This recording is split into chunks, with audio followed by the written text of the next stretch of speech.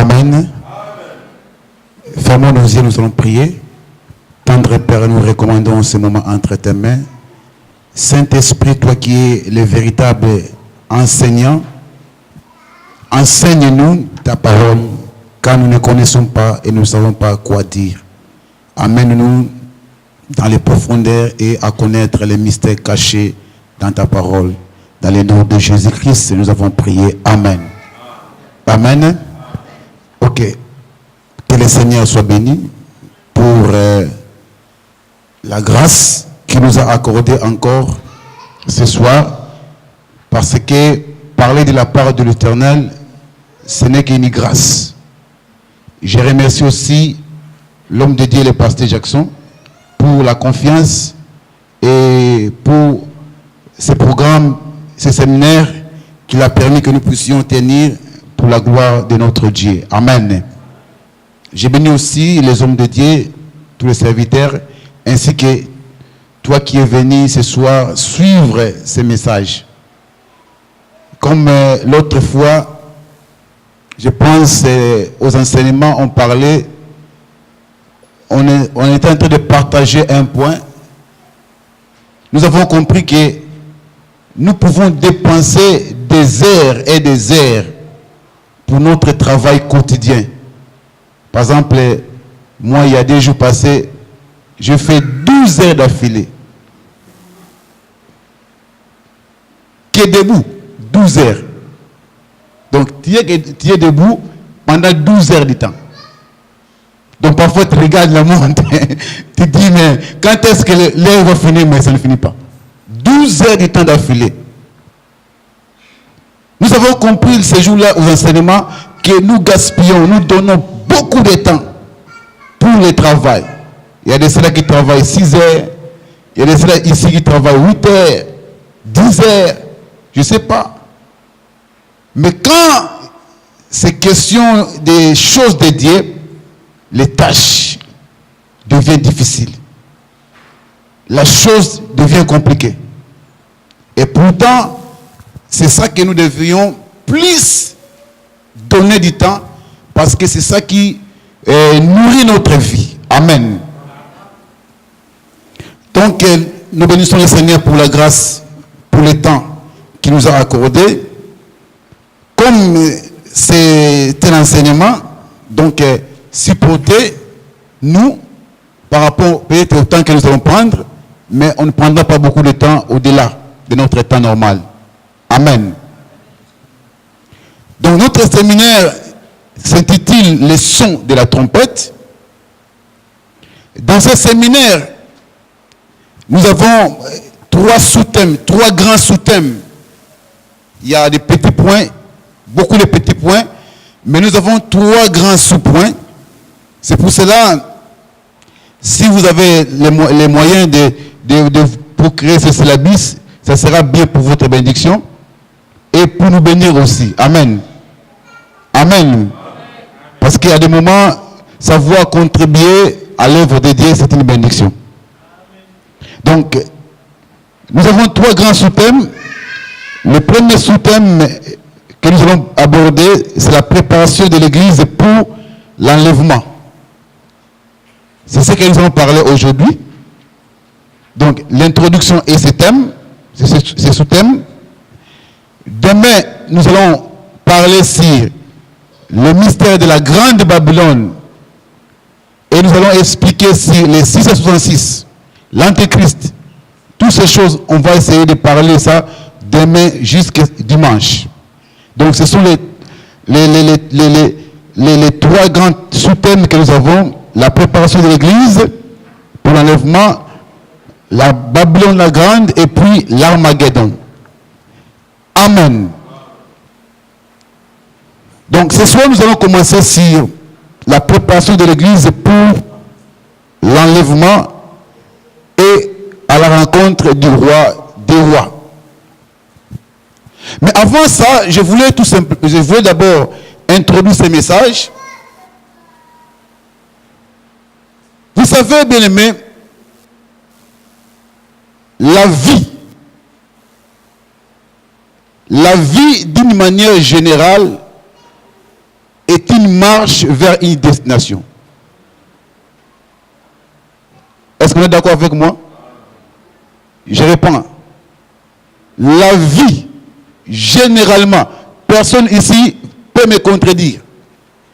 La vie est une marche vers une destination.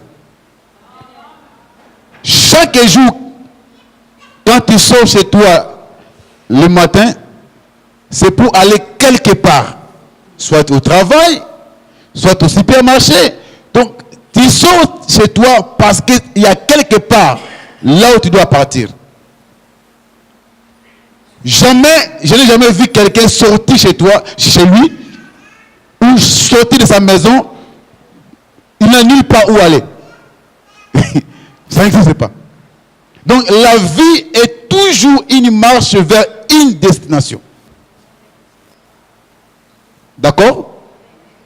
Alors, si la vie est une marche vers une destination, retenez aussi que la vie chrétienne est aussi une marche vers une destination.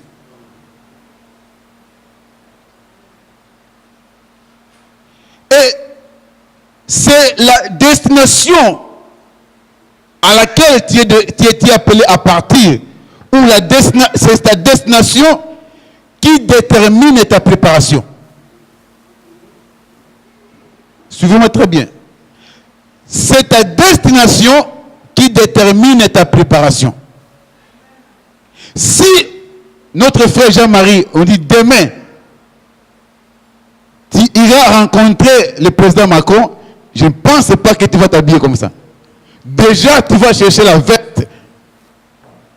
Déjà, tu vas chercher les beaux chaussures, parce que tu sais que je vais aller me rencontrer avec le président. Vrai ou faux? Jean-Marie, vrai ou faux? Vrai. C'est pour cela, ta destination détermine ta préparation. Pourquoi? Parce que la vie de tout homme, de toute personne est caractérisée par une destination.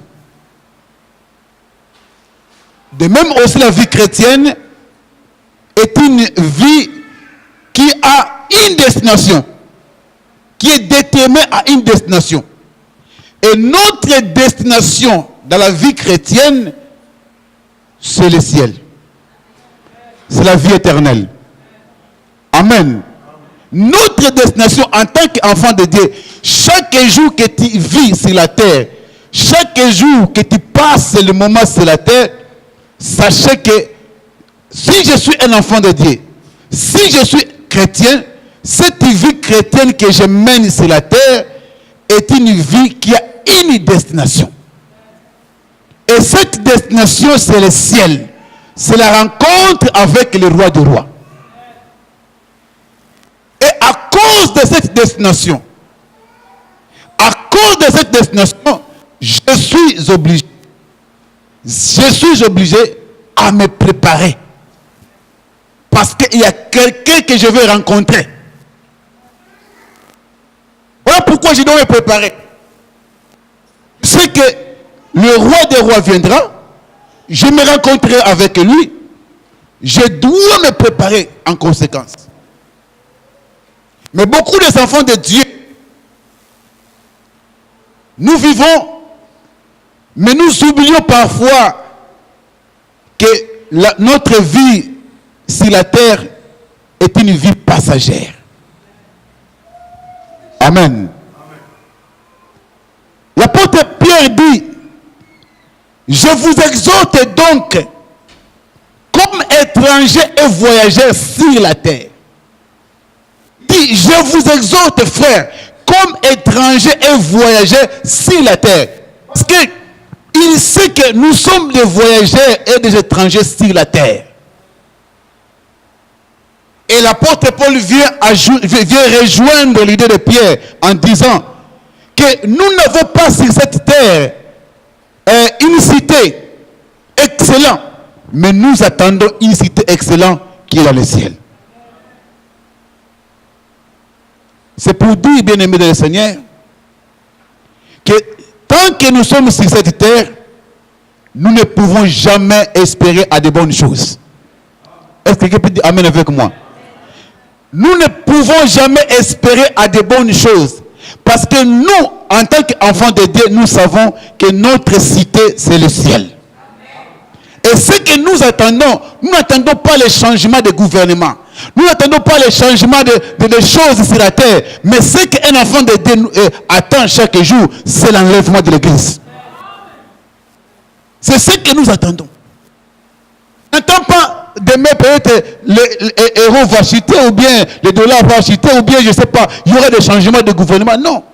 Mais ce que nous attendons, c'est l'enlèvement de partir. Parce que le Seigneur a dit, vous êtes dans ce monde, mais vous n'êtes pas de ce monde.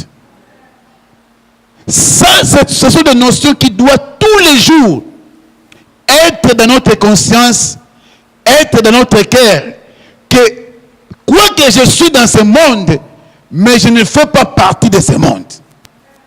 Je suis appelé à une destination. Et c'est ma destination qui détermine ma préparation. Si tu ne te prépares pas, ta destination aussi, tu ne pourras pas la voir. Voilà pourquoi tu es appelé à te préparer. Vous devez savoir, bien aimé, que Christ a accompli la mission sur la croix. La mission de nous accorder la vie éternelle. La mission de nous donner le salut. La mission de pouvoir faire de nous des enfants de Dieu. Jésus-Christ a accompli tout cela. Mais sachez-le aussi que la tâche pour arriver n'est pas le problème de Jésus. Je ne sais pas qui a dit Amen. Jésus a tout fait pour que nous ayons la vie éternelle, le salut, nous ayons la vie éternelle, nous ayons tout cela. Mais pour y arriver, ce n'est pas le problème de Jésus. C'est votre problème. De marcher selon les principes de la parole. De marcher selon la parole de Dieu pour que vous arriviez là où Jésus a préparé pour nous. Parce que lui, il a préparé. Il a tout fait. Il a fait tout pour que nous puissions avoir cela. Mais pour que nous puissions arriver là-bas, il y a des choses que nous sommes appelés à faire en tant qu'enfants de Dieu. Amen. Voilà pourquoi nous voulons parler sur la préparation de l'église pour l'enlèvement. Mais avant tout, nous allons essayer d'introduire un peu sur les sons de la trompette. Qu'est-ce qu'on appelle par une trompette? Dans la Bible ou dans les Écritures, la trompette, tout simplement, c'est la parole.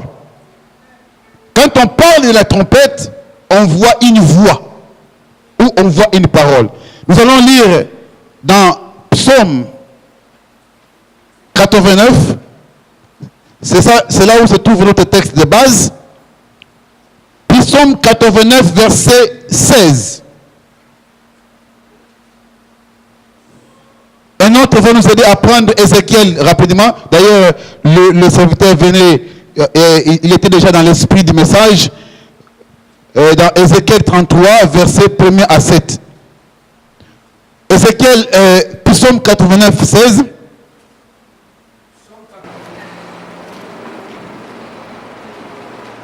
La Bible dit,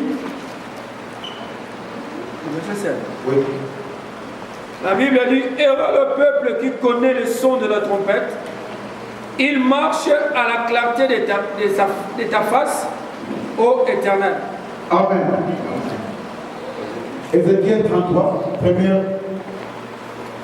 Ézéchiel Ézéchiel chapitre 33, verset 1er au verset 7. La parole de l'Éternel me fut adressée en ce mot. Fils de l'homme, parle aux enfants de ton peuple et dis-leur, lorsque je fais venir l'épée sur un pays et que le peuple du pays prend dans son sein un homme qui est établi comme sentinelle, si cet homme voit venir l'épée sur le pays, sonne de la trompette et avertit le peuple. Et si celui qui entend le son de la trompette ne se laisse pas avertir et que l'épée vienne le surprendre, son sang sera sur sa tête.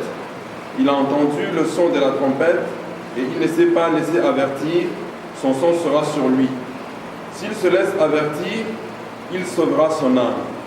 Si la sentinelle voit venir l'épée et ne sonne pas de la trompette, si le peuple n'est pas averti et que l'épée vienne enlever à quelqu'un la vie, celui-ci périra à cause de son iniquité. Mais je redemanderai son sang à la sentinelle. Et toi, fils de l'homme, je t'ai établi comme sentinelle sur la maison d'Israël. Tu dois écouter la parole qui sort de ma bouche et les avertir de ma part. Amen. Amen. Amen.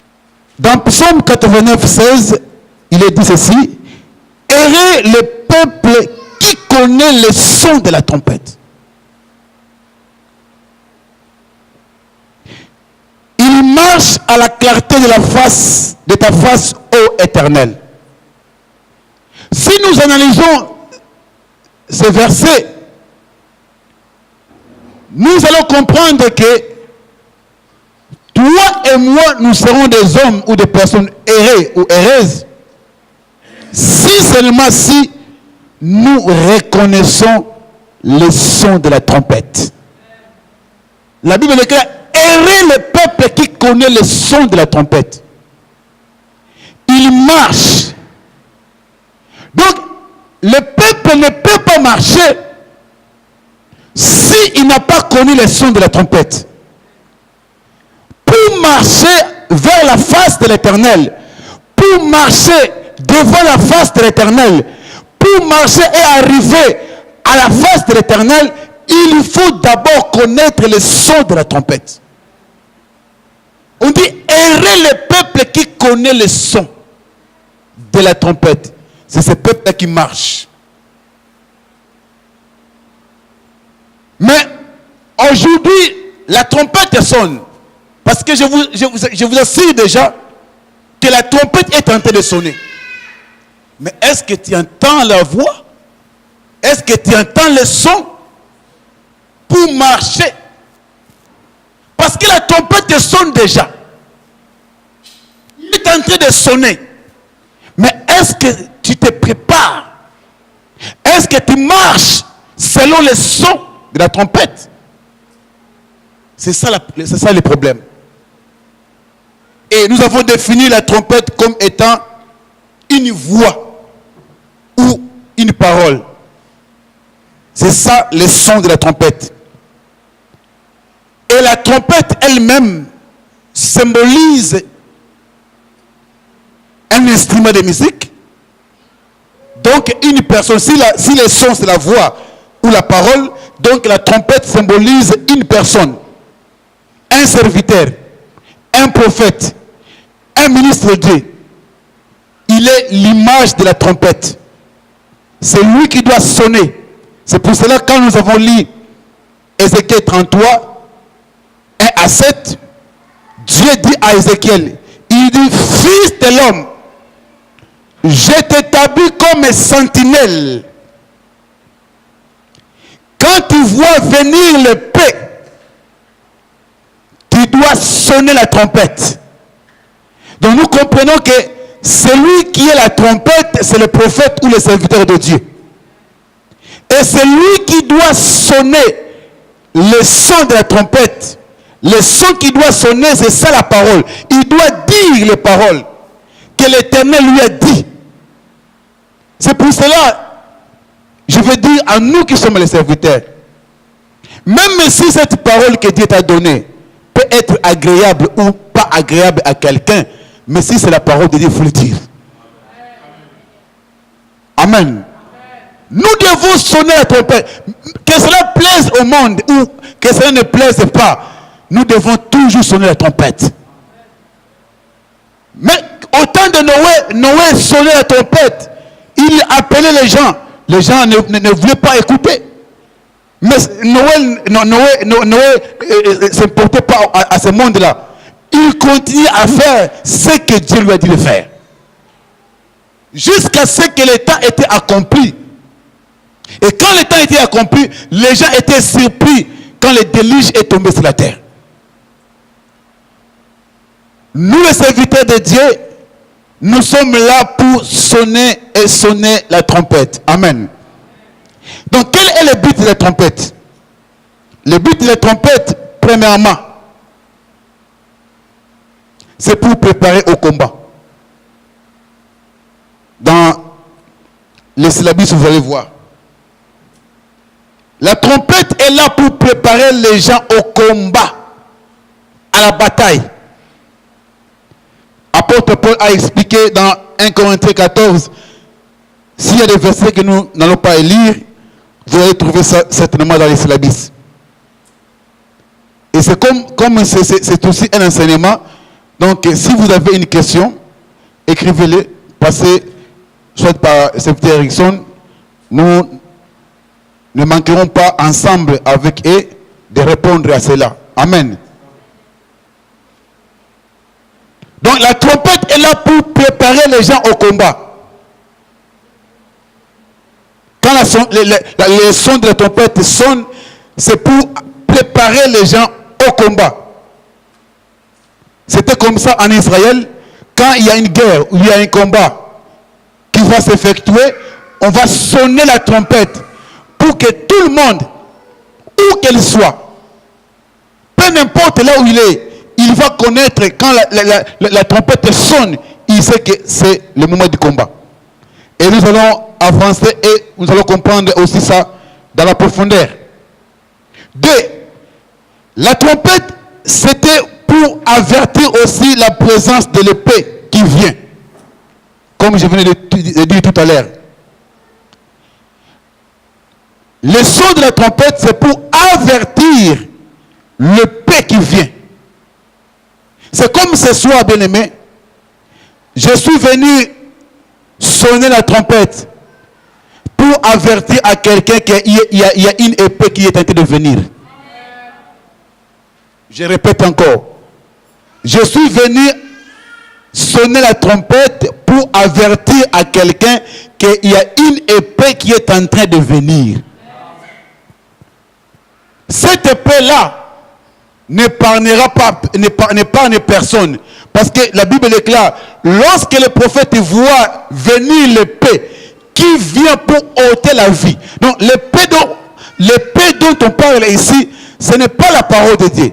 Mais l'épée dont on parle ici, c'est une épée qui vient ôter la vie aux gens. Et cette épée que je suis en train de parler ici, notamment c'est l'Antichrist. Parce que une épée peut être une personne, une épée peut être une circonstance, une épée peut être une maladie, une épée peut être une circonstance quelconque dans la vie d'une personne. Donc l'épée que je suis venu annoncer, qui vient, c'est l'Antichrist. C'est la grande tribulation.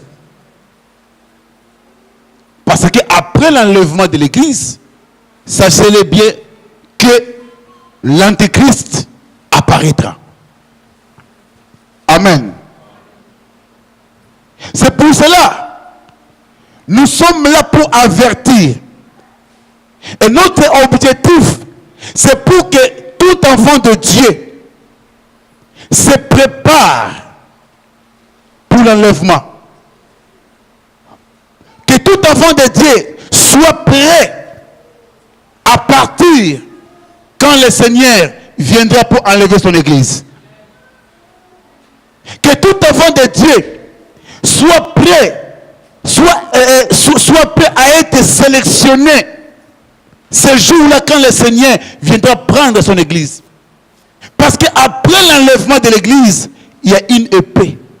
La tribulation, la grande tribulation.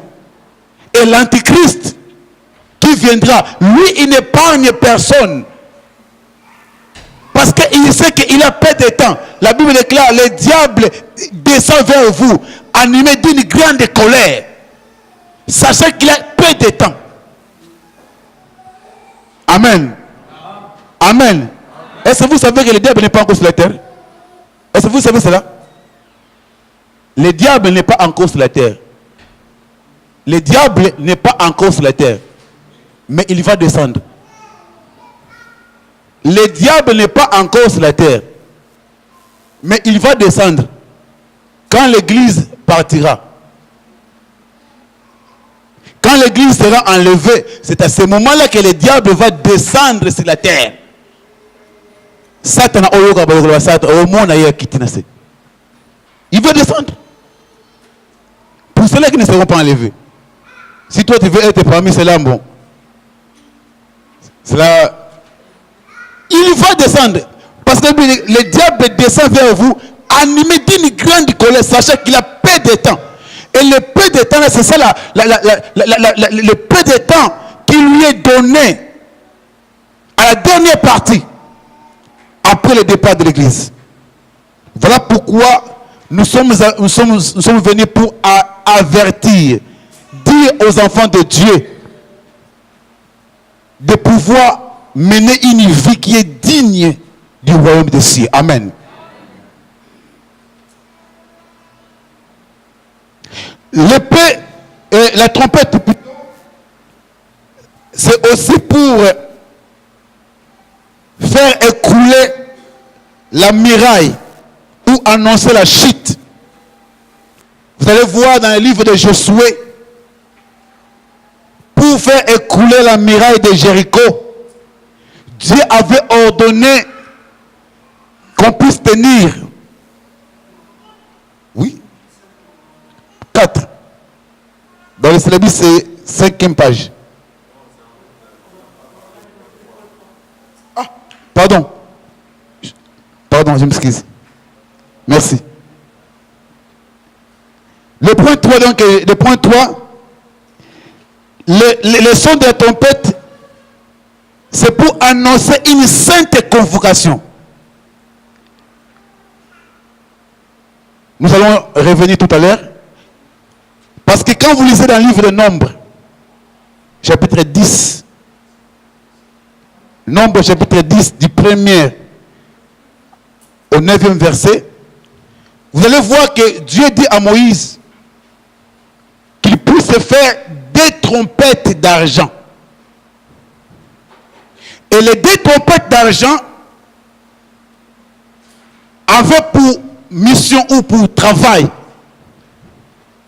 premièrement, c'était de convoquer, rassembler les enfants de Dieu. Peu n'importe là où tu es, quand la trompette sonne, il savait déjà qu'il devait se rassembler autour de la tente ou bien autour du tabernacle. Et quand il sonnait encore pour une deuxième fois, c'était pour le départ. Donc nous allons, tout ça, on va expliquer ça tout à l'heure. Donc ici, pour annoncer une sainte convocation, c'est-à-dire pour rassembler les gens. C'est pour cela que dans Israël, tout rassemblement se faisait au son de la trompette. Quand la trompette sonne, ils vont se rassembler, tous, devant la tente. C'est aussi les mêmes attitudes que les enfants de Dieu, nous devons avoir. Parce que je disais tout à l'heure que le son de la trompette, c'est la parole. C'est-à-dire, lorsque la parole de Dieu est proclamée, lorsque la parole de Dieu est prêchée, nous qui sommes enfants de Dieu, nous devons nous rassembler autour de la parole. C'est-à-dire, se rassembler autour de la parole veut tout simplement dire s'identifier à la parole qui est proclamée. C'est ça, se rassembler. Quand il y a une parole de Dieu, la parole de Dieu est proclamée et dit à l'église, un enfant de Dieu, il doit se rassembler autour de cette parole. Parce qu'il y a une adage qui dit souvent, ceux qui se rassemblent, s'assemblent. Amen. Donc, se rassembler autour de la parole, c'est s'identifier à la parole qui est prêchée, qui est proclamée. Et c'est ça qui est le problème ou bien le danger aujourd'hui à l'église. Les enfants de Dieu ne veulent plus s'identifier à la parole, mais ils veulent que la parole s'identifie à eux. C'est ça qui est compliqué. Mais en Israël, il suffit que la trompette sonne, même si tu es où, une fois entendu le son de la trompette, il courait directement. C'est-à-dire, ils vont s'identifier à cette parole. Personne ne peut dire non, moi je ne veux pas. Ils vont courir parce que c'est une sainte convocation.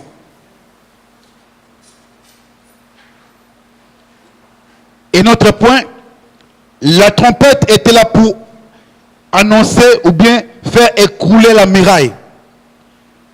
Donc nous voyons cela dans Josué 6, quand le peuple d'Israël devait prendre possession de Jéricho. Dieu a ordonné qu'il puisse faire le tour de la ville. Combien de tours? Combien de tours? Je vois si quelqu'un va réussir. Échec. Combien de tours? Combien de tours? Combien de tours? Un tour par jour. Mais combien au total, combien de tours? Hein? Combien de tours? Qui peut savoir? Non. Échec. Oh, personne n'a réussi ici. Combien de tours? Vicky? 8? Non. Échec. Qui encore? Combien de tours de la ville? C'est tout. Bon. Allez étudier, demain apportez-moi la réponse. On avance. Amen. Donc il fallait qu'il fasse le tour de la ville. Pour que la muraille écroule, il faut le tour de la ville et puis sonner la trompette. Amen.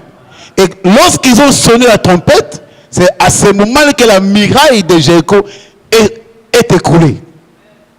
C'est pour dire aussi comme une exhortation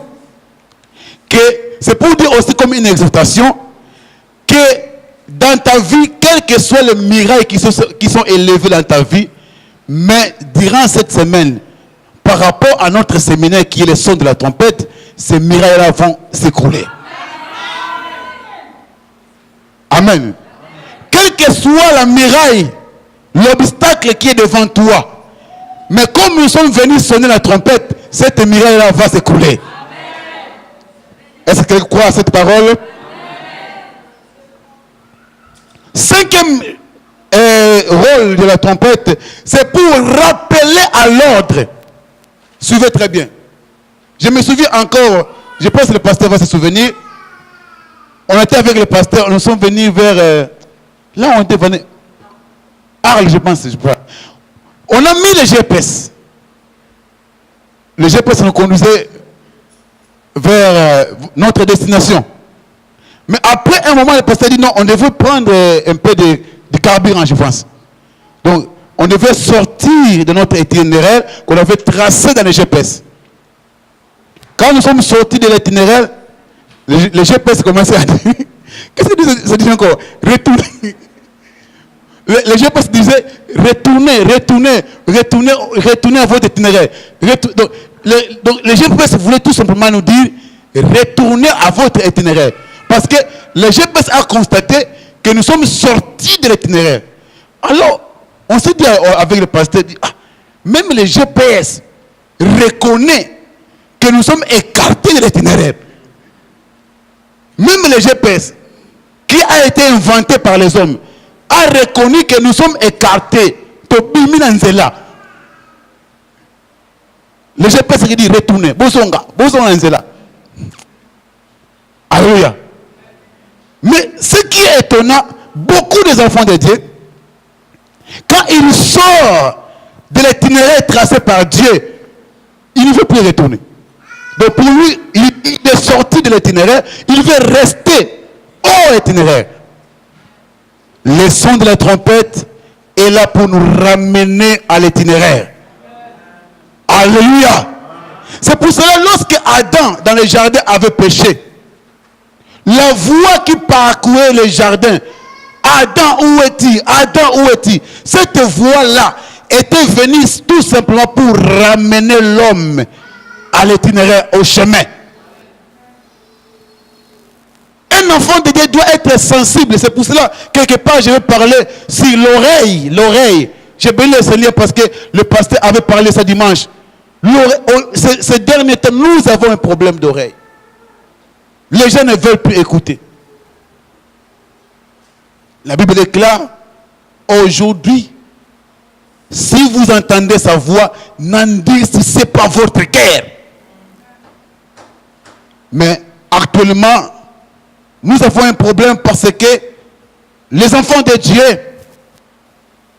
ne veulent plus s'identifier, ne veulent plus accomplir la parole de Dieu.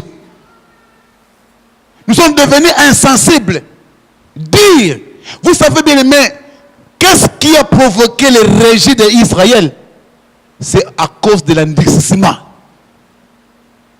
C'est ça qui a causé le rejet d'Israël. Si Dieu a rejeté Israël, si Dieu a mis Israël de côté, c'est à cause de l'endurcissement de l'oreille. Parce qu'ils n'ont pas voulu écouter. Voilà pourquoi Dieu les appelle un peuple rebelle. Parce que dans la Bible, selon la Bible, un rebelle, c'est celui qui ne veut pas écouter. C'est celui qui n'aime pas écouter.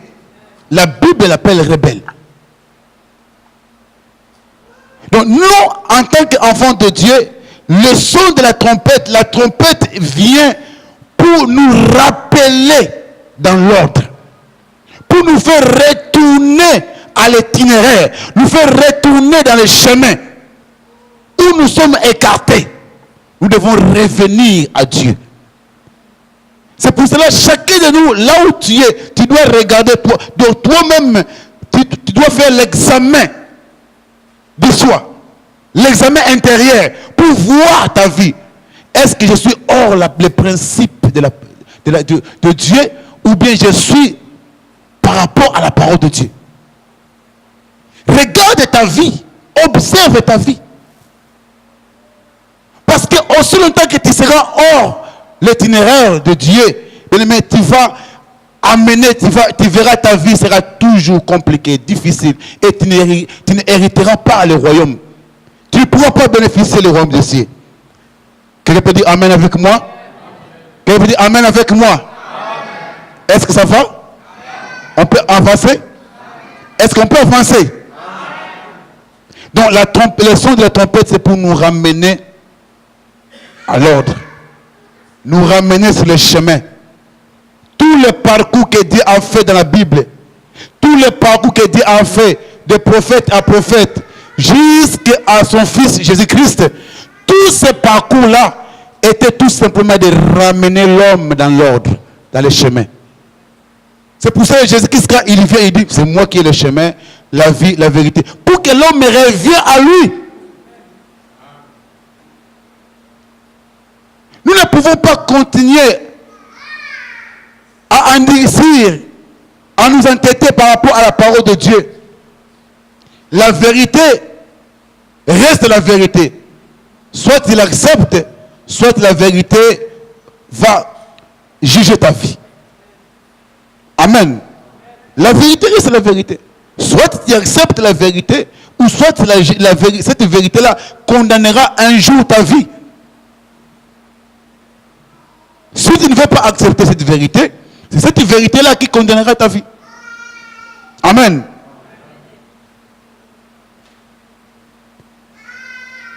Dans la Bible, nous avons donc deux types de sons de trompette. Nous avons deux types de sons de trompette. Il y a les trompettes pour le départ. D'abord, il y avait un son pour les rassemblements. Tout ça que je suis en train de dire, vous pouvez trouver ça dans nombre 10. Donc il y avait un son pour les rassemblements et il y avait un son pour le départ. Les sons pour les rassemblements, suivez-moi très bien. Les sons pour les rassemblements, parce que avant que le peuple puisse partir, le son devait d'abord sonner pour rassembler tout le monde devant la tente ou devant les tabernacles. Tout le monde devait se rassembler là-bas. ensuite, on sonnait la trompette pour le départ.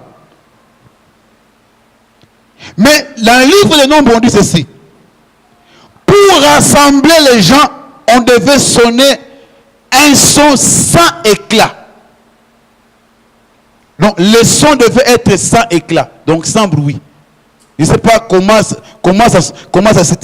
était sonné. Donc, c'était sans éclat. Donc, on sonnait un son sans éclat. Et il y avait un autre son qui était sonné avec éclat. Mais d'abord, parlons des sons sans éclat.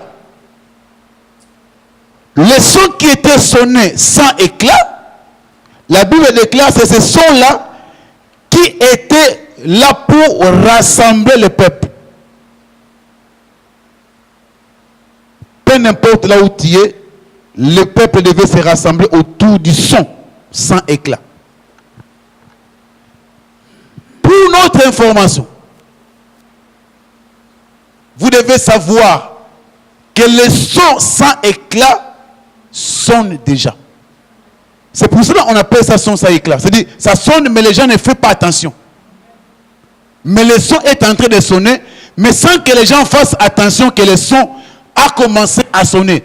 Et ce son-là a commencé à sonner depuis la croix de Golgotha. C'est ce jour-là que le son sans éclat a commencé jusqu'aujourd'hui. Ça a commencé à sonner depuis ce jour-là. Jusqu'aujourd'hui, ça sonne. Ça sonne. Mais ce n'est pas tout le monde qui entend ça. Ce n'est que ceux-là qui ont l'oreille. Parce que si tu n'as pas l'oreille, tu ne peux pas entendre ce son-là. L'oreille dont je parle ici, c'est le discernement et l'entendement. Parce que si tu n'as pas ça, tu ne peux pas. Mais les sons qui rassemblent, parce que tel que nous sommes là, la trompette est en train de sonner, il les rassemble petit à petit les gens. Jésus-Christ a dit, il faut que d'autres brebis, même ceux qui ne sont pas dans cette bergerie, ceux qui sont au loin, puissent d'abord venir. Donc, il est là, il est en train de faire ce que la Bible appelle le recensement. Donc, si un enfant de Dieu n'est pas encore recensé, c'est à toi de savoir, est-ce que suis-je recensé ou pas? Parce que la trompette sonne. Parce que si vous lisez dans Jean chapitre 11, versets 50 à 52, Jean 11, 50 à 52, la Bible explique clairement que la mort de Jésus-Christ avait pour objectif aussi de rassembler tous les enfants de Dieu dispersés dans le monde entier.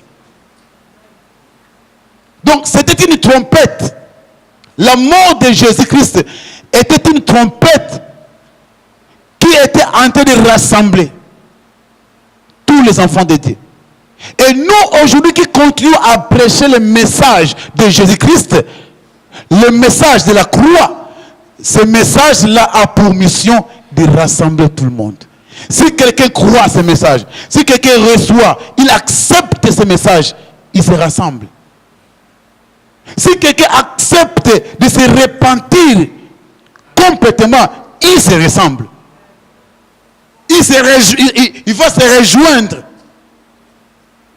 à ceux-là qui sont autour de Jésus-Christ. Mais le problème, tu dois te poser la question, est-ce que moi, je me suis déjà rassemblé, recensé ou bien pas encore? Vous pensez quand la Bible parle du recensement, vous pensez que c'est seulement l'histoire qu'on rencontre? Non. Quand la Bible parle du recensement, c'est parce qu'il y a un vrai recensement ou bien un véritable recensement spirituel.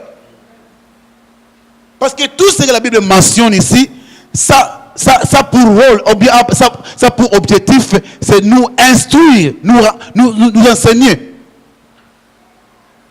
Donc, tel que nous sommes là, la prédication de la parole de Dieu, la prédication de la bonne nouvelle, c'est une son de la trompette qui est en train de rassembler les gens. Mais celui qui peut écouter cela ne peut être que celui qui a l'oreille. Celui qui a le discernement. Celui qui a le discernement. L'entendement spirituel. C'est pour cela, bien aimé, le plus grand démarche que le diable fait, le plus grand travail que le diable fait, c'est celui de rendre quelqu'un sourd. Donc, rendre quelqu'un, endurcir l'oreille de quelqu'un. Même on parle, les gens deviennent. Donc, ils veulent tout simplement compliquer. Non. La parole n'est pas compliquée. La vérité, elle est la vérité. Ou bien tu l'acceptes, ou bien un jour elle te condamnera. Amen. Dis à ceux qui sont à côté, la vérité est la vérité. Ou bien tu l'acceptes, ou bien un jour c'est elle qui te condamnera. Dites. Alléluia. Est-ce qu'on peut acclamer très fort le roi des rois?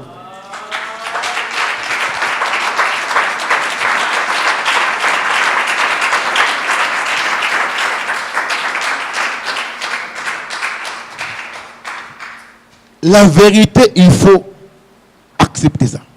Parce qu'elle ne changera pas. Elle restera la vérité. Elle reste la vérité. Donc, le son qui était sonné sans éclat, aujourd'hui, c'est l'image de la prédication de la parole de Dieu qui a commencé depuis la mort de Jésus-Christ. Par la mort de Jésus-Christ, ce son-là a commencé à sonner. Et jusqu'à aujourd'hui, ce son-là est en train de sonner. Alors, c'est à nous de savoir, est-ce que nous identifions à ce message ou pas? Parce que ce message a pour but de nous ramener à la vraie repentance, de nous ramener vers le Père. Et le deuxième son, c'était le son avec éclat. Le son avec éclat, ce son-là est réparti en deux. C'est réparti en deux temps. Premier temps, le son avec éclat, c'était d'abord pour le départ du camp. Donc, pour que les camps puissent partir, pour que les gens du camp puissent partir, on devait sonner la trompette avec éclat. Et quand on sonne avec éclat, tout le monde partait. Mais écoutez très bien. Celui qui peut partir, ou bien celui qui pourra partir, ne peut être que celui qui a d'abord écouté ou bien entendu le premier son. Donc cela veut dire, si tu n'étais jamais repenti, tu n'as jamais crié en Jésus-Christ comme Seigneur et Sauveur de ta vie, même quand le son pour le départ sonnera, pour toi, ça sera étrange. Tu verras les gens partir, tu ne comprends pas. C'est pas comme quelqu'un qui a dit, une femme qui a dit à son serviteur, à son mari qui est serviteur, il dit, moi je m'accrocherai seulement si ton vêtement. Il dit, mais même si tu accroches sur mon vêtement, mais puisque moi je vais revêtir un corps incorruptible, et toi tu as un corps corruptible, donc il n'y a pas. Donc toi tu resteras, et moi je serai transformé. Parce que moi je vais revêtir un corps incorruptible. Mais puisque toi tu vois un corps incorruptible, donc tu resteras. Amen. C'est pour cela, bien aimé Seigneur, nous devons faire très attention. Errer le peuple qui connaît le son de la trompette. Pourquoi ils sont errés? Parce qu'ils vont marcher. Parce qu'ils ne peuvent pas marcher si tu n'as pas encore reconnu le son de la trompette. Ils ne peuvent pas marcher si tu n'es pas rassemblé autour de la parole. Si tu n'es pas identifié par rapport à la parole de Dieu. Mais nous ne pouvons pas, comment on peut dire, Coca-Cola, le Banzambe, amoindrir. Voilà. Nous ne pouvons pas amoindrir la parole, mais diminuer l'efficacité de la parole. Un enfant de Dieu, nous devons accepter la parole telle qu'elle est. Parce qu'elle est la vie. Amen. Nous ne pouvons pas diminuer l'efficacité ou dit changer, chercher à pouvoir trouver des paramètres bien pour que la parole s'arrange par rapport à notre situation. Non. Nous devons accepter la parole telle qu'elle est. Alléluia.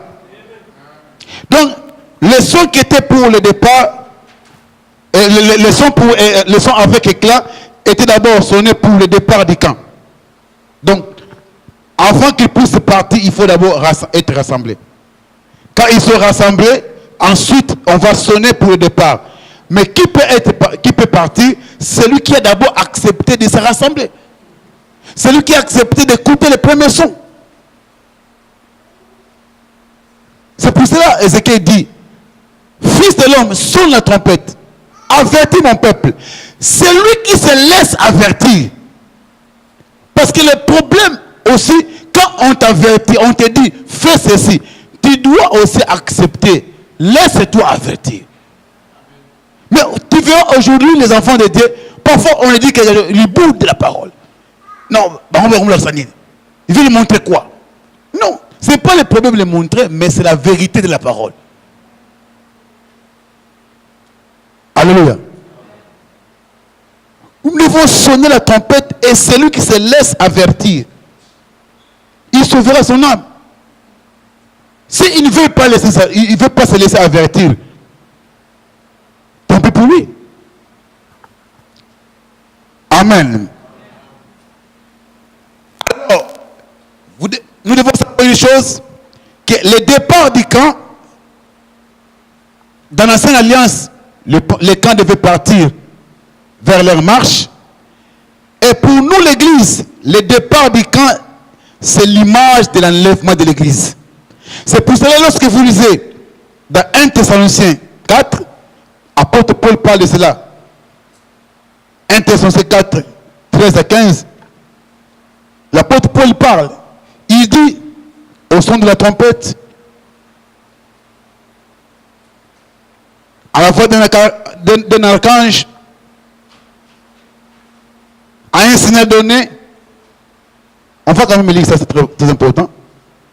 1 Thessaloniciens. 1 Thessaloniciens chapitre 4, à partir du verset 13. Prenez seulement la partie qui parle au son de la trompette. Oui. Donc, à partir du verset 16. Ok.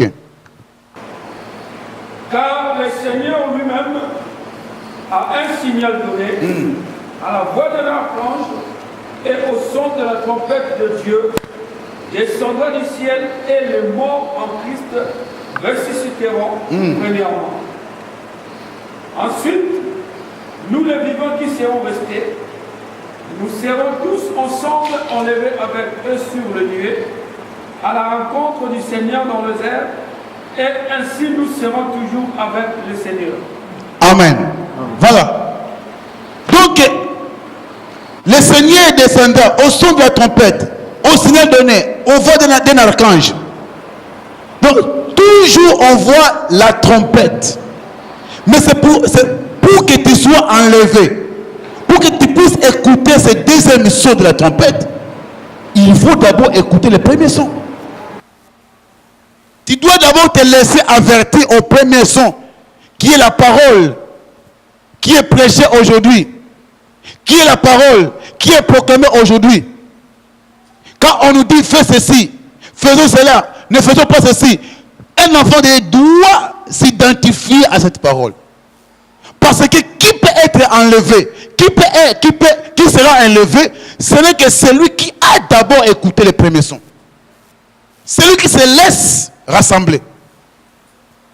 Et quand l'archange va donner le signal, quand la trompette sera sonnée, et c'est à ce moment-là que celui qui a écouté les premiers sons écoutera le deuxième son. Parce qu'on dit, on a donné trois caractéristiques à ce son. On dit, ça serait d'abord un signal. Ça serait d'abord un signal. Vous savez, quand la Bible déclare, quand la Bible parle du signal, c'est comme nous sommes ici, par exemple. Je peux m'entendre avec Papa Alex. Je dis, bon, quand je ferai un mouvement comme ça, sachez que c'est le moment de partir. Amen. Ça, c'est un signal. Donc, je dis, c'est le Papa Alex qui connaît ça. Quand tu verras, je soulève la main comme ça. Donc c'est le signal entre nous. On partira. Et on peut être là en train de chanter. Papa. Dès que Papa Alex il fait seulement comme ça.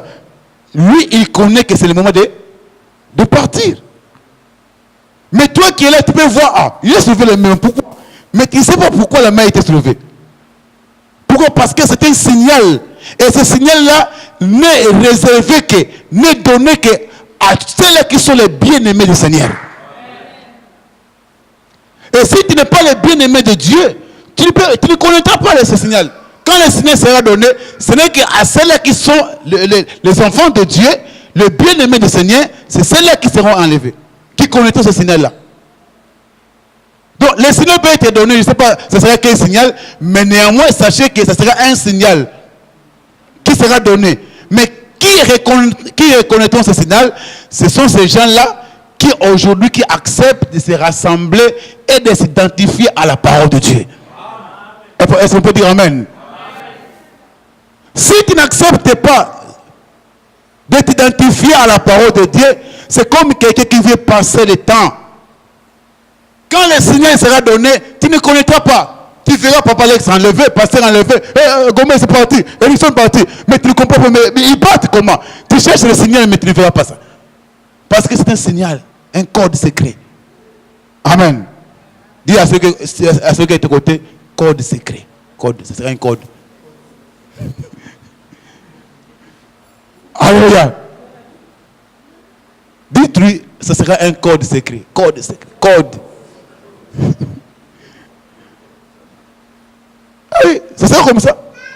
Tu verras seulement les gens partis, ton mari est parti, je ne sais pas, ta femme est partie, mais tu ne comprends pas. Mais ils partent comment? Tu cherches, mais tu ne verras pas. Parce que ça sera un signal en esprit, dans l'intérieur. C'est le moment de partir. Alléluia. C'est très important. Mais on dit aussi que ce son, ça sera à la voix d'un archange.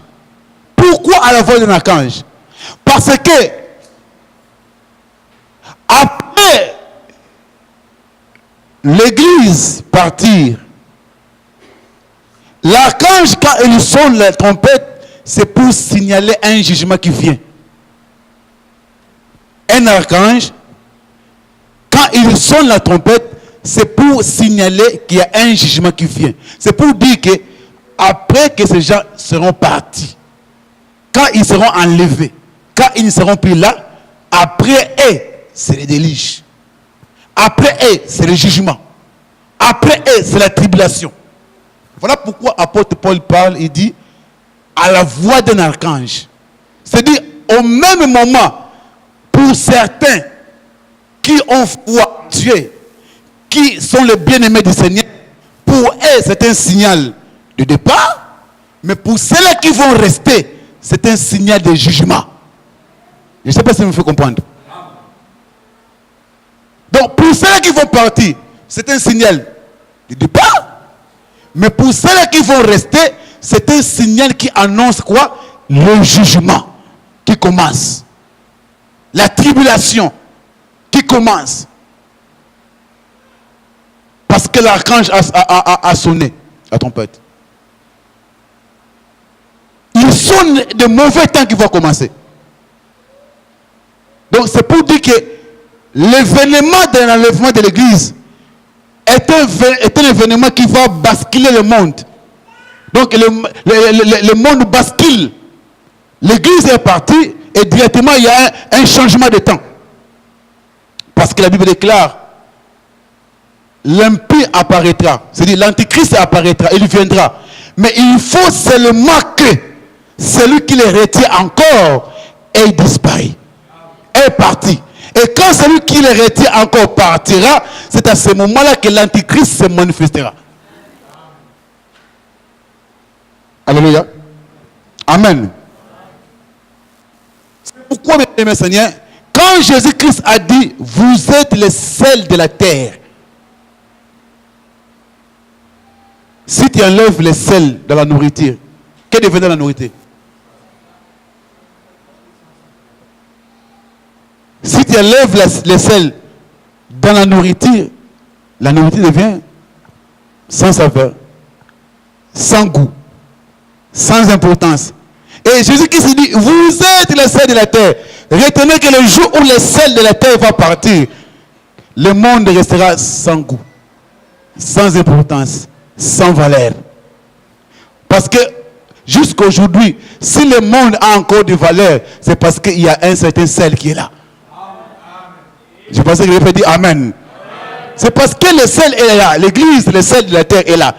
Parce que l'église, le sel de la terre, comme il est encore là, c'est pour cela que le monde est encore. Dieu a encore de la compassion. Dieu encore.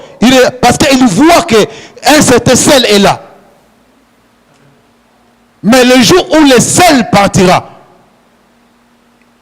c'est ce jour-là que la destruction commence. Parce qu'il n'y a rien qui va plaire à Dieu. Parce que ce qui plaît à Dieu aujourd'hui, c'est le sel. C'est pour cela, Dieu, un jour, je pense même le mois prochain, on parlera encore dans la profondeur sur ce message que j'ai été méditer calmement sur le sel de la terre. Un message très très important. Dieu a dit dans toutes les offrandes, il ne manquera pas le sel. C'est là où j'ai compris que la première personne qui aime le sel, c'est Dieu. Oui. La première personne qui aime le sel, c'est Dieu. Il dit dans toutes vos offrandes que vous allez donner, ne faites pas manquer du sel. Il doit y avoir du sel. Parce que pour que Dieu puisse plaire à cette offrande-là, il doit avoir le sel. Et quand il n'y a pas de sel, Dieu ne plaît plus à l'offrande. Dieu n'est plus content. De la même manière aussi, un enfant de Dieu qui veut s'offrir à Dieu comme une offrande vivante, il doit y avoir en lui le sel. C'est un message-là, on va suivre ça. Tu dois avoir le sel. Pour que Dieu puisse plaire à toi, il doit voir en toi du sel. Parce que Dieu aime le sel. Dis à ceux qui sont de ton côté, sachez que Dieu aime le sel. Demande-lui, est-ce que tu as du sel en toi ou... Ah. Parce que pour aller là-bas au ciel, il faut être du sel. Si tu n'es pas du sel, en tout cas...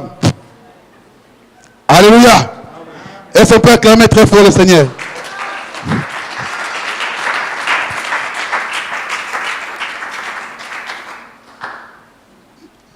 Donc,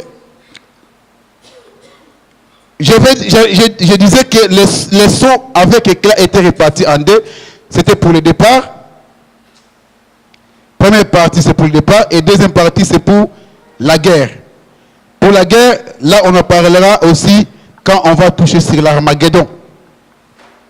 C'est pour ça que vous allez voir dans la Bible où on parle de cette trompette. Vous allez voir qu'à chaque fois, il y a 7 trompettes qui avaient sonné. Il y avait un événement de guerre, de combat, de destruction. Exemple, Jéricho. Pour que Jéricho puisse tomber, il fallait 7 trompettes. Mais ça, on en parlera encore quand on va toucher sur l'Armageddon.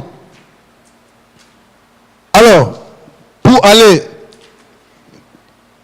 à la fin, nous allons parler sur la préparation.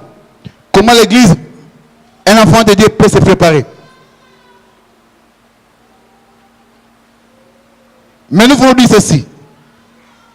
Si la préparation, donc nous allons exploiter le livre de Esther, chapitre 2, du verset 2 au verset 17. Nous allons aussi exploiter le livre de Genèse 24.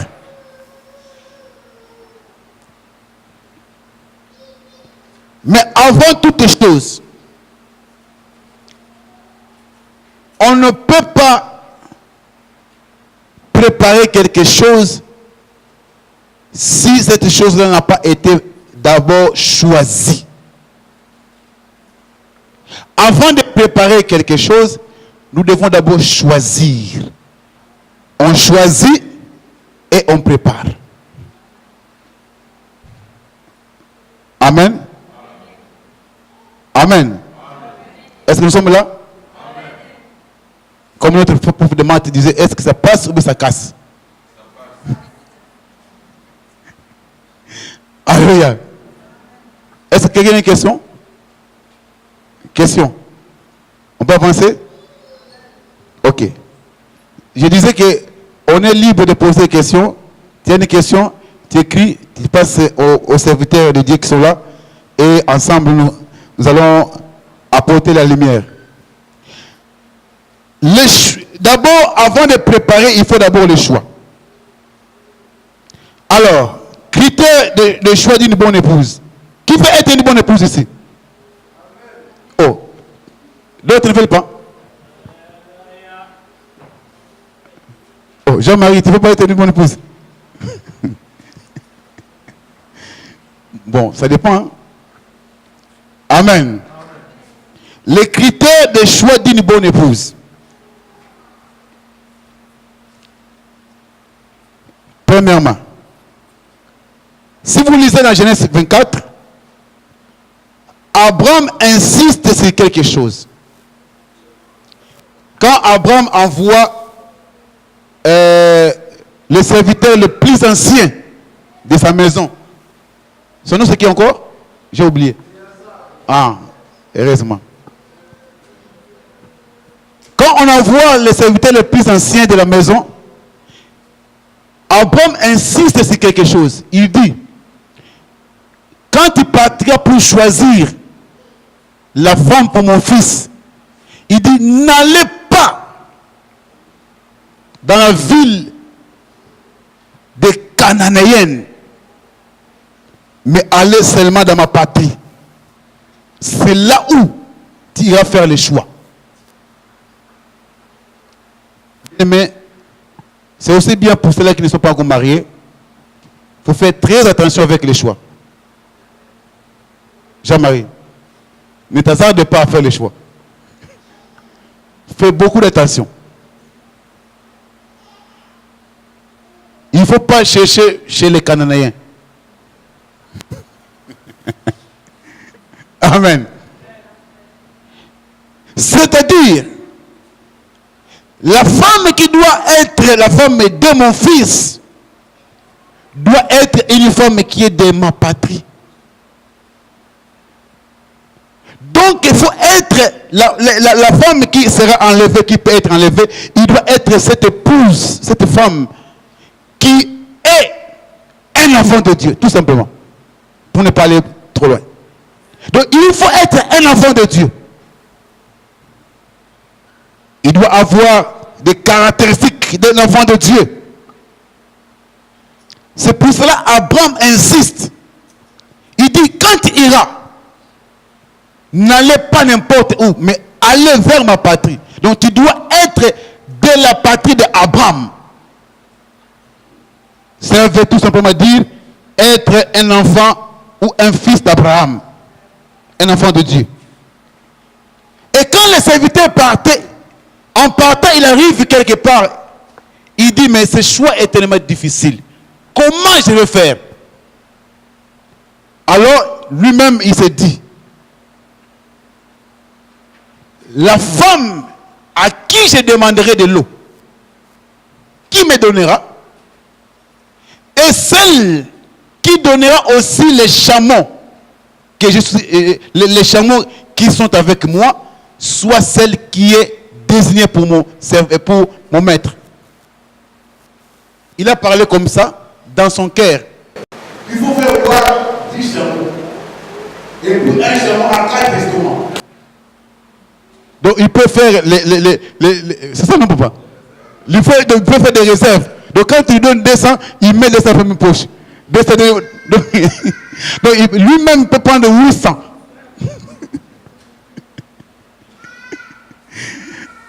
Alléluia. Mais quel choix? Mais quand Élisée est arrivé, elle demande à Rebecca. Rebecca Rebecca regarde comme ça et dit, ah, mais je vais aussi donner à tes chameaux. Mais elle avait seulement une seule criche. Et elle a commencé à prendre. Donner. Tous les 10 chameaux. Qu'est-ce que cela veut dire tout simplement? Cela veut dire tout simplement, parce que quand nous voyons l'eau, c'est l'image de la parole. Cela veut dire tout simplement que l'exercice que Rebecca a fait pour entrer dans la destinée.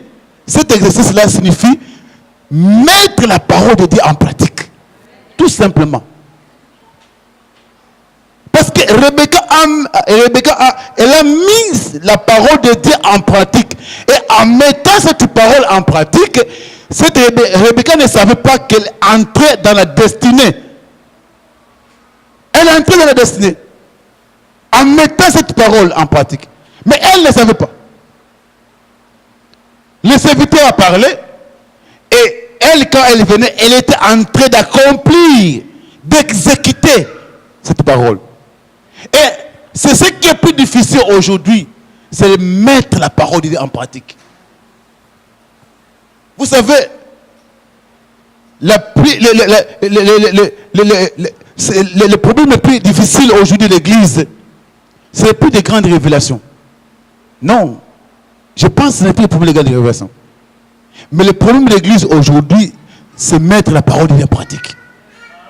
La parole que nous écoutons chaque jour, nous devons le mettre en pratique. Chaque jour. Parce que si je demande ici, combien d'années à peu près dans le Seigneur? Plus ou moins.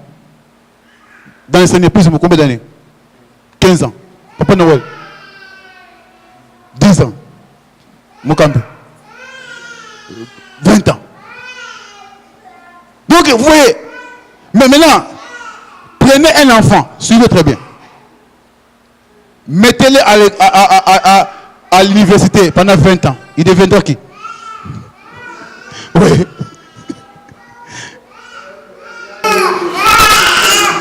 Il voit d'abord la possibilité comme une personne qui ne s'est jamais souillée avec les femmes. Apocalypse 14, 4. Cela veut dire quoi?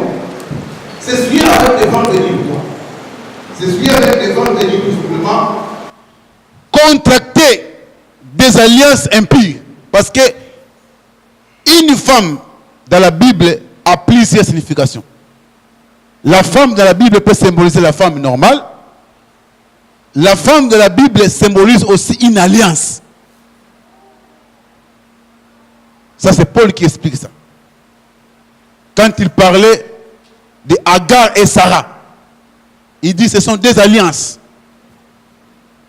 Une alliance d'Israël et l'autre alliance avec l'Église. Donc il expliquait que la femme, dans la prophétie, dans la vision de la Bible, la femme elle explique aussi une alliance. Donc, c'est souiller avec une femme, c'est lorsqu'un enfant de Dieu est en train de contracter des alliances, faire des alliances, hors l'alliance biblique qui est la parole de Dieu. Ça, donc, quand quelqu'un accepte d'autres enseignements, donc, il est enfant de Dieu, mais quelque part, il peut accepter, il peut tolérer d'autres enseignements dans sa vie. Ça, donc, tu es dans la virginité. Lorsque, par exemple, je donne un exemple. Nous prêchons, par exemple, le mariage monogamique, c'est ça, hein? La monogamie. Oui. L'homme et la femme. Voilà. Le monde prêche polygamie. Toi, tu entends cela. Non, bon, Salomon aussi avait 1000 femmes. Bon, Salomon, Abraham aussi. Hein, moi aussi. Donc, vous voyez. Donc, tu sors. Tu acceptes. Tu commences à dépendre de cet enseignement. Donc, tu te suis. Donc, tu n'es plus vierge. Donc, parce que tu as accepté, tu as toléré cet enseignement. Deuxième exemple. Par exemple, non, le monde dit, tu peux rester femme seule, homme seul, je ne sais pas comment on dit tout ça. Et toi, tu tolères, tu acceptes et tu es en train de fonder cela. Tu es en train de te souiller. Tu acceptes cela là. Donc, tu t'es souillé parce que tu es sorti hors la vérité. Parce que Dieu a dit, il n'est pas bon que l'homme soit. Et quand le monde dit que l'homme peut rester seul, femme peut rester seule, ça c'est la vérité? Est-ce que c'est la vérité? Répondez, est-ce que c'est la vérité? Que nous acceptons cela, parce que nous avons des avantages qu'on peut nous donner, donc tu as souillé ta virginité. Quand le monde prêche l'homosexualité, toutes ces choses-là, qui sont contraires à la parole, et qu'il y a certaines qui sont en train de soutenir ces choses, admettre même cela, pratiquer cela, ça, ce sont des souillir. Parce que beaucoup pensent que quand on parle de souillir, c'est seulement commettre une impudicité. Non. À chaque fois que tu acceptes, ou bien tu es en train de soutenir un faux enseignement, c'est la souillir. Oh, je pensais que je peux dire Amen. Amen. À chaque fois que tu es en train de soutenir un faux enseignement, c'est une souillir dans ta vie. C'est très important. Donc tu perds virginité. Dans la Bible, la virginité, c'est aussi une femme qui n'a jamais été dominée par un homme. Donc une femme vierge, selon la Bible, c'est une femme qui n'a pas encore connu un homme. C'est-à-dire qui n'a pas encore été dominée par un homme. Parce que la Bible voit toujours un homme comme un dominateur. Cela veut dire que nous, les enfants de Dieu, comme étant des vierges, nous ne pouvons pas nous laisser dominer par un autre, si ce n'est que le Seigneur Jésus-Christ lui-même. Tu ne peux pas te laisser dominer par quelque chose autre. La chair ne peut pas te dominer. Le diable ne peut pas te dominer. Le péché ne peut pas te dominer. Les sentiments de la chair ne peuvent pas te dominer. Parce que tout ça, c'est comme ils sont des maris. Parce que tout ce qui domine en toi devient ton mari. Je pensais que quelqu'un peut dire Amen. Amen. Tout ce qui domine sur toi devient ton mari. Selon la Bible. Un mari, c'est un dominateur. C'est-à-dire, c'est celui qui domine en toi. C'est pour cela que je pense que quelque part, Paul lui dit que nous ne sommes plus esclaves du péché pour que le péché ne domine plus sur nous. Parce qu'autrefois, quand nous étions païens, nous étions dominés par le péché. Dominés par le diable. Mais puisque Jésus nous a franchis, nous ne sommes plus esclaves du péché ni du diable. Je ne peux pas laisser, par exemple, l'impudicité dominer sur moi. Je ne peux pas laisser, par exemple, le mensonge dominer sur moi. Parce que à chaque fois que je laisse le mensonge dominer sur moi, c'est que le mensonge devient mon mari. Parce qu'il y a des gens qui vivent par le mensonge. Ils gagnent l'argent par le mensonge. Donc cela veut dire que le mensonge est devenu son mari. Comme ça que la Bible conçoit les choses. Amen. Donc ne te laisse pas dominer par des sentiments de la chair, par quelque chose. Parce que la chose qui domine sur toi, automatiquement tu deviens esclave de cette chose-là. Soit du péché, comme la Bible déclare, qui amène à la mort. La femme veut avoir la beauté. La beauté du figure, qui parle de la beauté intérieure. Nous avons expliqué comment est-ce que cette beauté-là peut être manifestée. C'est le livre des Cantiques. C'est le livre des Cantiques 1:5. Où il y a une femme qui dit « Je suis noire, mais je suis belle ». Cantique 1:5. Nous avons expliqué comment est-ce que la beauté de la femme peut être manifestée. Et quand vous lisez Cantique 1:5, il y a une femme, il dit, je suis belle, mais je suis noire. Donc nous avons compris que pour être belle, il faut être noir.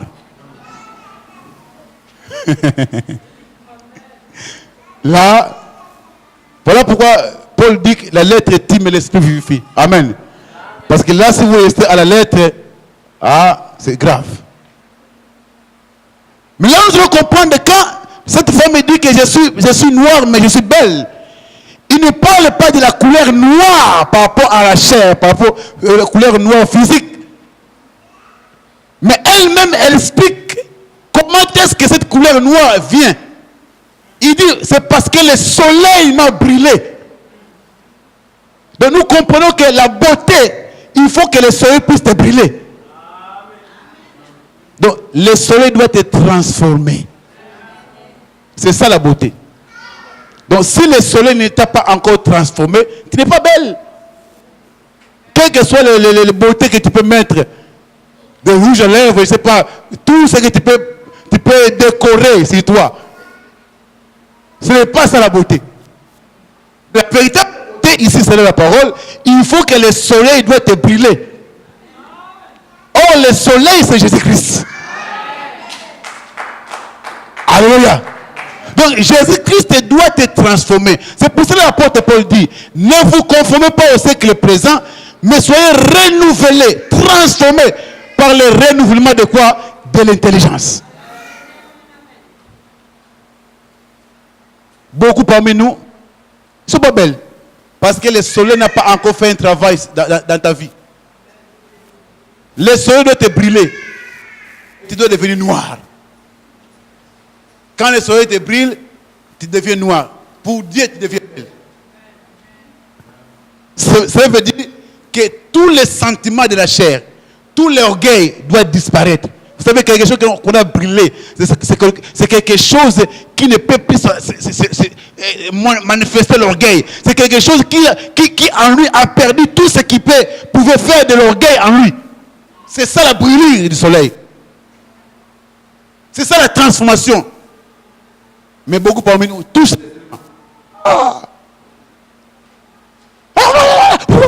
Donc tu verras, donc, quand il va commencer à parler, il ne peut pas s'arrêter. Parce qu'elle n'est pas encore brûlée. Tu n'es pas encore brûlé. Amen. Demande à ceux qui est à côté, est-ce que tu es déjà brûlé ou pas? Alléluia. Oh, est-ce qu'on peut acclamer le Seigneur?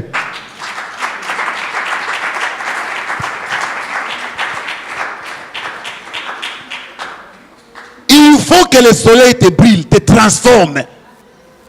Parce que si tu n'es pas transformé, ça ne sert à rien, bien-aimé. Les choses que je suis de dire ici, ça doit être un examen en toi. Demande-toi, est-ce que je suis vraiment transformé, moi, tel que je suis? Est-ce que l'orgueil, c'est parti? Est-ce que le mensonge, c'est parti? Est-ce que ça c'est parti dans ma vie? Ou bien je suis encore tel que j'étais? Tu dois être transformé.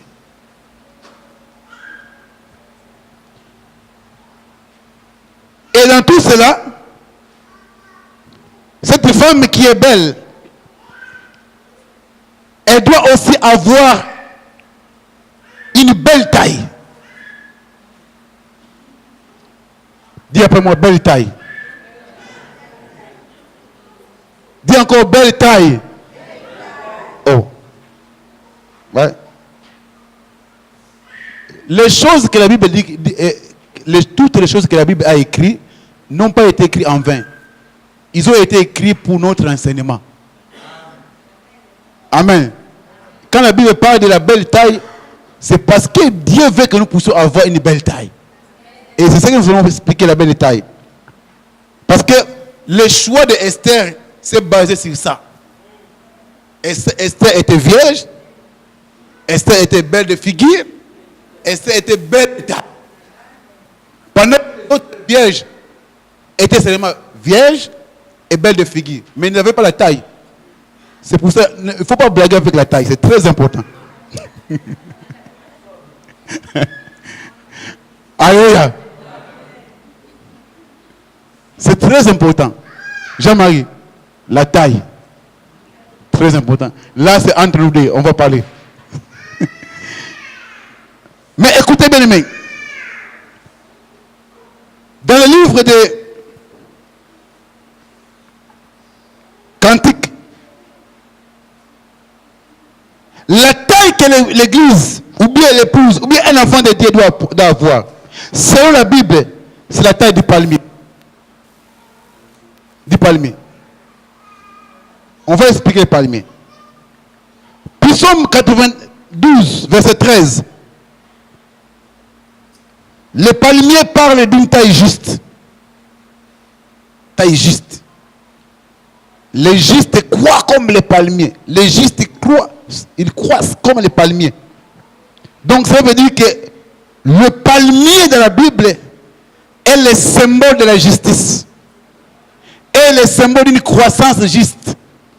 C'est-à-dire quand on dit qu'une épouse ou un enfant de Dieu doit avoir une belle taille pour être le choix de Dieu, cette taille-là qu'on a besoin, c'est la justice et la droiture. C'est pour ça que vous allez voir un homme qui n'avait pas cette taille. Son nom était Zachée. Puisqu'il était injuste. Parce qu'il n'avait pas la taille, il n'avait pas la taille juste. Et comme il n'avait pas la taille juste, il voulait voir le Seigneur, mais il ne pouvait pas. Parce que sa taille n'était pas juste. Mais il devait monter sur un sycomore pour voir le Seigneur. Et nous aussi, nous avons besoin du sycomore, qui est entre autres la parole de Dieu, qui peut nous aider à voir le Seigneur Jésus-Christ. Et qui sont aussi les serviteurs de Dieu, les sycomores. Ce sont les personnes qui sont là pour nous aider à voir le Seigneur. Amen.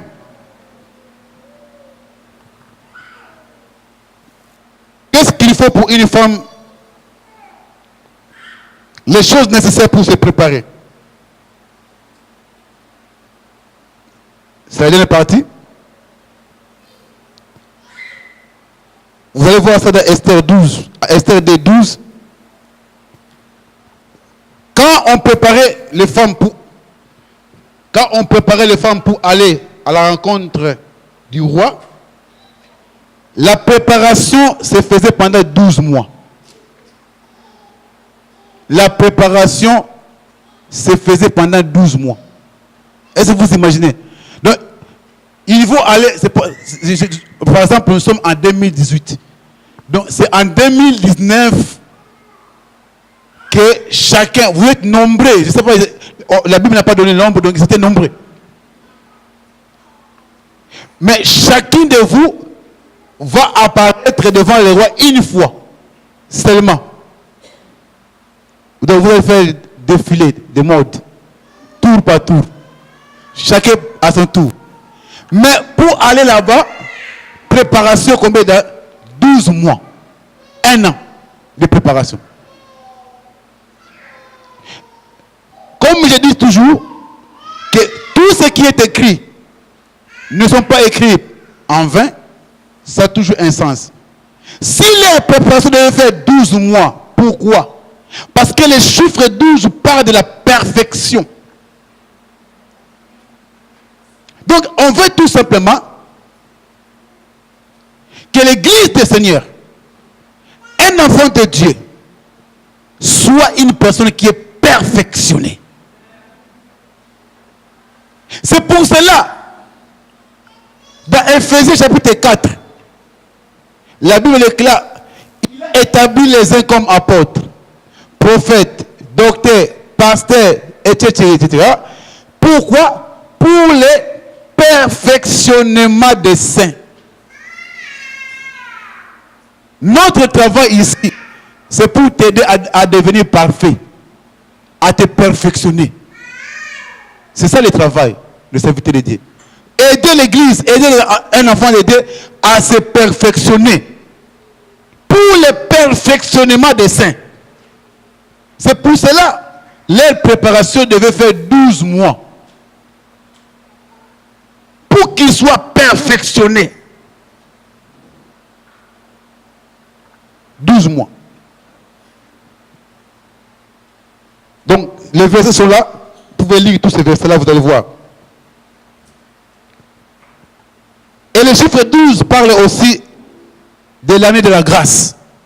Donc, c'est pour dire que tout le temps ici, que l'Église est, tout le temps que l'Église traverse la terre, c'est ça qu'on appelle l'année de la grâce, ou les 12 mois. Donc, c'est là où nous sommes en train de faire ce travail de perfectionner les gens. Et pendant ce temps, qu'est-ce qu'il devait préparer? 6 mois avec l'huile de myrrhe. Pendant 6 mois, chaque femme devait s'entretenir avec l'huile de myrrhe. Pendant 6 mois. Chaque femme qui va aller à la rencontre du roi devait se préparer, devait utiliser l'huile. L'huile de myrrhe. Or, l'huile de myrrhe est utilisée pour faire disparaître la nature humaine, adamique.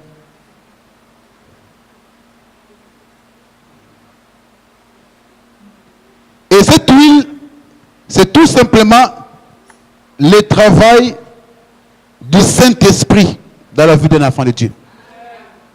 Parce que l'huile symbolise le Saint-Esprit. Donc c'est le travail, l'œuvre du Saint-Esprit et de la parole de Dieu dans la vie d'un enfant de Dieu qui doit faire disparaître en nous la nature humaine.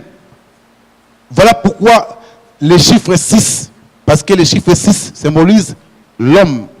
Donc, nous devons, Dieu a besoin que l'église qui sera enlevée soit cette église-là dont la nature humaine a été détruite. Le vieil homme, la nature charnelle a disparu. Et cela n'est possible que si quelqu'un se laisse diriger par le Saint-Esprit. C'est pour cela que l'apôtre Paul dit: marchez selon l'esprit et vous n'accomplirez pas les désirs de la chair. C'est-à-dire, les désirs de la chair, tu ne peux pas, tu ne pourras pas toi-même vaincre cela. Mais tu dois te laisser conduire par le Saint-Esprit. Et enfin, ils utilisaient aussi les aromates et les parfums.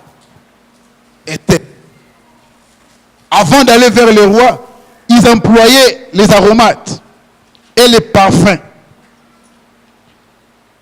Dans la parole de Dieu,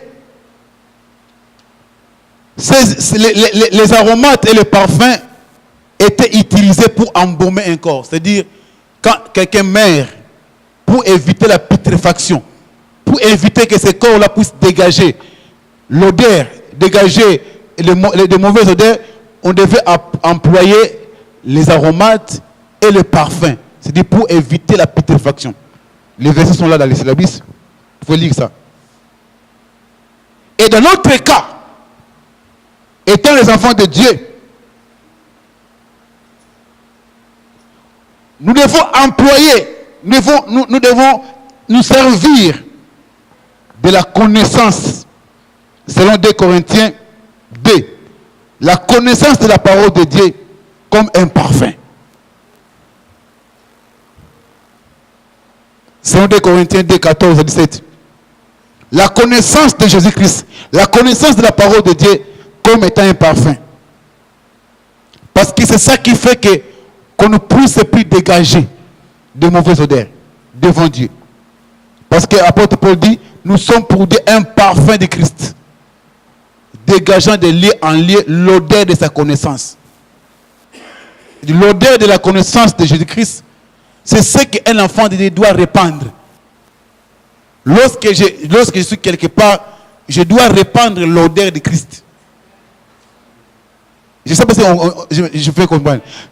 Partout où je suis, même dans mon service, partout, dans mon travail, partout où je suis, je dois répandre l'odeur. C'est comme ton parfum. Quand tu mets ton parfum, ça dépend des parfums. Il y a des parfums qui peuvent durer toute une journée. Tu mets le matin jusqu'au soir. L'odeur là fait toujours partout tu passes. Ah, mais quel parfum tu as mis? Quel parfum? Donc, les gens sentent l'odeur. Parce que tu as mis un parfum efficace. Donc, toute une journée, partout où tu passes, les gens sentent l'odeur de ce parfum. Donc, de la même manière aussi, nous les enfants de Dieu, partout où nous sommes, nous devons répandre les parfums. Nous devons répandre l'odeur de Jésus-Christ. Quand les gens te regardent, ils doivent voir Christ identifié en toi. C'est ça le problème. Parce que la femme doit devenir égale à son mari. C'est-à-dire doit refléter l'image de son mari. Doit répandre l'odeur de son mari. Et c'est ça, bien aimé, comment est-ce que l'Église doit se préparer.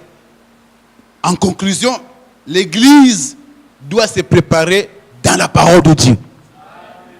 L'Église doit se préparer en s'identifiant ou bien en manifestant l'image de Jésus-Christ. En tant qu'enfant de Dieu, partout où tu es, tu dois refléter l'image de Jésus-Christ. Amen. Donc, on a fait effort pour finir notre première journée. Je ne sais pas s'il y a une question. Ou quelqu'un a une question qui a... Il y a une question?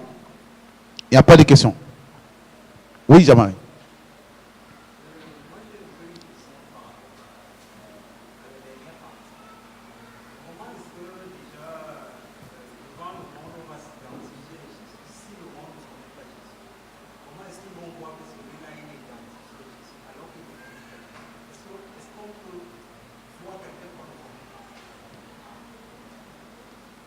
Comment le monde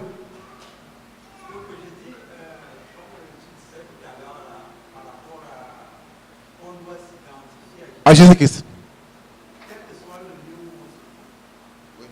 Comment est-ce que là où on sera, la personne qui va nous voir saura que celui-là est identifié à Jésus alors que lui ne connaît pas Jésus? Comment est-ce que c'est? Très bonne question. Premièrement, par ton caractère. Deuxièmement, par ton témoignage. Parce que nous devons témoigner. Il y a des moments, tu es quelque part, tu travailles avec des gens, tu peux parler de Jésus-Christ. Tu peux témoigner de Jésus-Christ.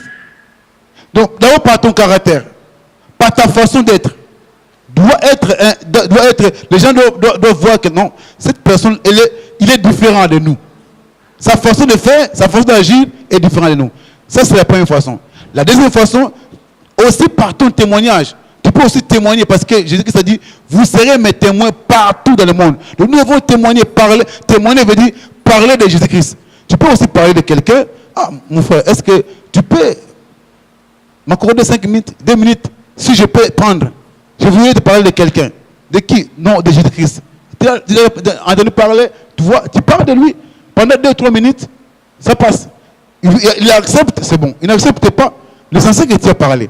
Donc, tout ça, ça fait partie de manière ou bien de façon dont un chrétien peut s'identifier ou bien répandre l'odeur de Christ partout où il est. Par son comportement, par son caractère et par son témoignage. Parce que nous sommes le sel de la terre. Le sel de la terre, son rôle partout où il est, il doit arrêter toute corruption, toute manifestation de mal, il doit arrêter. Donc partout où le sel est. C'est-à-dire, c'est pas, toi tu arrives quelque part, tu vois des gens, ils vont faire quelque chose, mais toi aussi tu t'impliques, bien tu acceptes, tu es plus même. Là, tu vois, donc tu dois t'identifier. Ah, si vous allez faire dans 3 mois, je suis chrétien, je ne fais pas ces choses-là. Si vous allez faire, mais je vous préviens que ce n'est pas bon. Tu t'es identifié. Vous direz, ah, mais toi aussi, mais tu t'es identifié à Christ. Mais les personnes, lui, il sait que bon, il n'y a personne ici, il entre dans les jeux et ils font ces choses. Donc, c'est comme ça, je ne sais pas si le serviteur pourra compléter à cette réponse. Ouais. Amen. Je pense que, Vicky, toi, quand tu commences, on va arriver à 22h ici.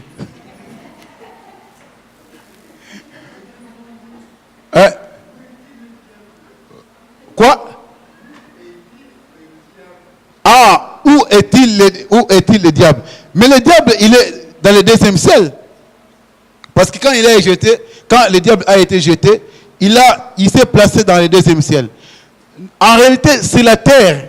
Il y a des agents du diable qui travaillent avec lui. Mais lui-même n'est pas encore descendu, selon la prophétie. Parce qu'il descendra sur la terre. Mais il est encore dans l'espace. Parce que, en réalité, puisque l'Église est en train, parce que pour le moment, l'autorité est entre les mains de l'Église. Le pouvoir, parce que Christ a repris ses pouvoirs que le diable avait pris. Jésus-Christ avait repris cela, l'autorité et le pouvoir, il l'a remis à l'Église, aux enfants de Dieu. Et quand les enfants de Dieu ne seront plus là, le diable descendra pour faire ce qu'il aura à faire. C'est ça la prophétie. Donc il est dans le deuxième, parce que nous avons 3 ciels, selon l'explication de la Bible. Nous avons le premier ciel, le deuxième et le troisième. Et le diable, il est dans le deuxième ciel. Et après que l'Église sera enlevée, il descendra sur la terre. C'est ça. Je pense que s'il y aura d'autres questions, demain on pourra toujours revenir. Amen. Que le Seigneur nous bénisse.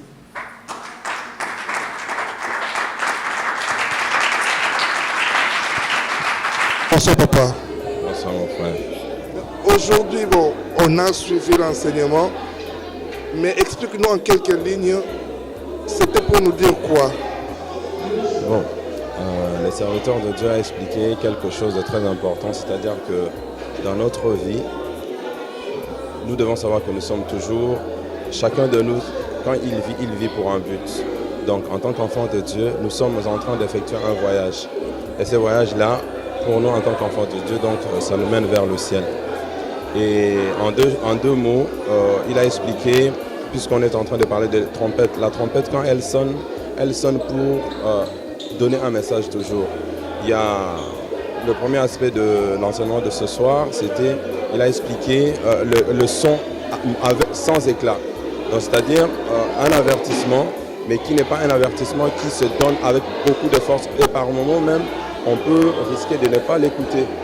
Donc on peut être distrait, on ne capte pas le son que la trompette annonce.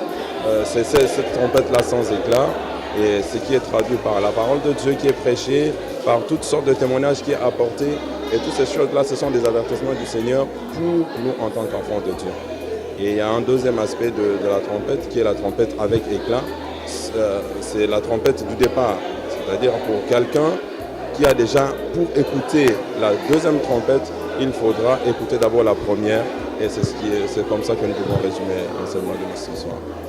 Merci beaucoup. Continuez à prier pour le peuple de Dieu et que vous bénisse. Merci beaucoup. Que Dieu vous bénisse. Expliquez au peuple de Dieu. Bonsoir papa. Bonsoir mon frère. On bénit le Seigneur, le prédicateur, un homme que je respecte beaucoup, qui est une bénédiction pour l'Église au corps de Christ, nous a parlé en détail. Si je peux encore peut-être résumer les choses, il a parlé, le thème s'intitule « Le son de la trompette ». Donc nous avons la trompette qui sort un son. Donc cet instrument ne peut jamais dégager un son s'il n'y a pas une personne qui souffle dessus. Donc on a compris que le son c'est la parole de Dieu et la trompette c'est l'homme qui se tient de la part du Seigneur pour annoncer, avertir. Donc quand l'homme, le représentant ou l'envoyé de Dieu se tient, c'est lui qui sort la parole, comme la Bible dit, c'est poussé par l'Esprit que les hommes ont parlé de la part de Dieu. Donc ça c'est pour le thème, et le message se conclut simplement pour ce soir, l'Église doit être prête à l'enlèvement. Donc l'Église doit être prête dans la parole de Dieu. C'est dans la parole de Dieu que l'Église sera rassemblée, c'est dans la parole de Dieu que l'Église sera enlevée. Donc en deux mots, si on peut conclure sur le message, en résumé, c'est cela. Merci beaucoup. C'est moi qui vous remercie mon frère. Soyez bénis. Amen. Papa, vous aussi. Bonsoir maman. Bonsoir papa. On vient de suivre le message de ce soir concernant le son de la trompette. Étant maman, qu'est-ce que vous avez compris dans ce message? En fait, ce message était très très riche pour le maman. Et pour moi personnellement, j'ai compris qu'il faut vraiment se réveiller Et il faut vraiment s'enrichir dans la Bible en fait. La Bible, c'est un livre qu'il faut beaucoup lire et il y a beaucoup de choses cachées. Comme aujourd'hui, moi j'ai été bénie par une femme vierge. Il y avait des explications et je pense que demain encore, il y aura beaucoup d'explications sur le maman. Et voilà ce que je peux dire. Et dans ces messages, qu'est-ce que vous avez compris, qu'est-ce que vous avez gardé jalousement pour vous-même? Ce que j'ai gardé sur ce message d'aujourd'hui, qu'en tant que maman, il faut connaître en fait, se préparer. Il faut bien se préparer.